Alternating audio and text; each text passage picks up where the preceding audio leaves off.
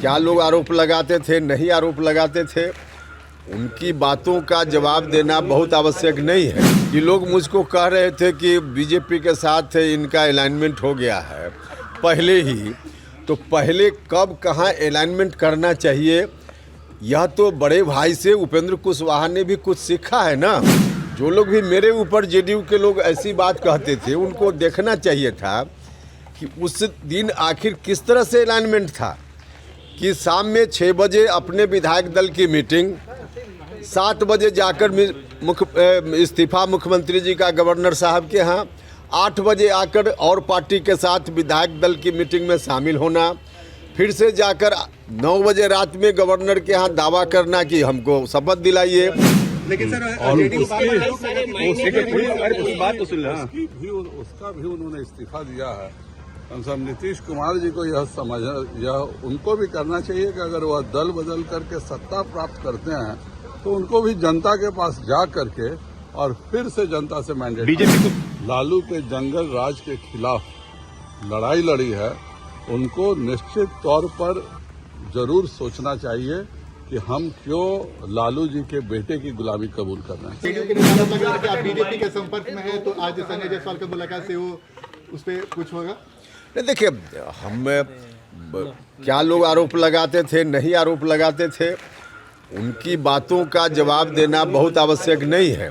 लेकिन थोड़ी देर के लिए हम मान भी लें कि लोग मुझको कह रहे थे कि बीजेपी के साथ इनका अलाइनमेंट हो गया है पहले ही, तो पहले कब कहाँ अलाइनमेंट करना चाहिए, यह तो बड़े भाई से उपेंद्र कुशवाहा ने भी कुछ सीखा है ना। हम तो उन्हीं से सीखे हुए हैं राजनीति में बहुत सारी चीज़, अपने बड़े भाई आदरणीय नीतीश कुमार जी से। और जो लोग भी मेरे ऊपर जेडीयू के लोग ऐसी बात कहते थे, उनको देखना चाहिए था कि उस दिन आखिर किस तरह से अलाइनमेंट था कि शाम में 6 बजे अपने विधायक दल की मीटिंग, 7 बजे जाकर इस्तीफा मुख्यमंत्री जी का गवर्नर साहब के यहाँ, 8 बजे आकर और पार्टी के साथ विधायक दल की मीटिंग में शामिल होना, फिर से जाकर 9 बजे रात में गवर्नर के यहाँ दावा करना कि हमको शपथ दिलाइए। और कल 2 बजे दिन का भी इंतजार नहीं, 10 बजे दिन में गवर्नर साहब शपथ दिला रहे हैं। तो बिना अलाइनमेंट का होता था क्या? तो बड़ा भाई जो कर रहे थे उससे उपेंद्र कुशवाहा ने कुछ सीख लिया, तो इसमें बुराई क्या है? मगर ललन सिंह बार बार कह रहे हैं कि कहीं कोई नहीं है, कहीं कोई विलय होने वाला नहीं है, 2025 में कोई स्थानांतरण नहीं होगा पावर का। अब बिहार की जनता को इतना लोग मूर्ख न समझें।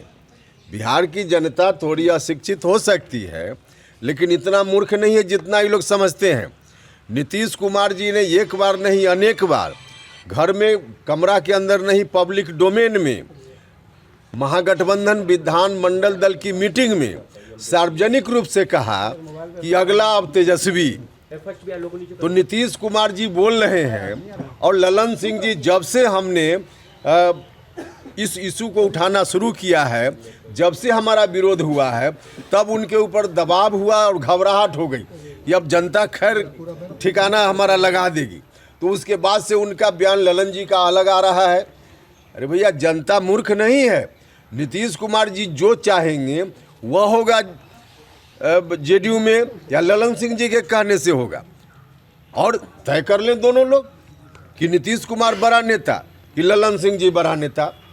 और इसको भी थोड़ी देर तक मान भी लिया जाए, तो हम तो यह कहते भी रहे हैं कि नीतीश कुमार जी को इन लोगों ने अब ऐसी स्थिति में पहुंचा दिया जहां उनका कुछ नहीं चलता है। लेकिन इस विषय में सच यही है कि डील पक्की है, डील हो चुकी है।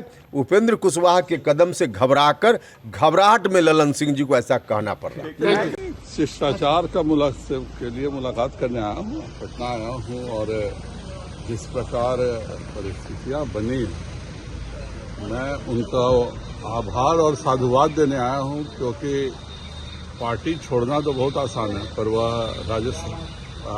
राज्यपाल के द्वारा नामित विधान परिषद के सदस्य थे। लेकिन सर, और उसका भी उन्होंने इस्तीफा दिया है।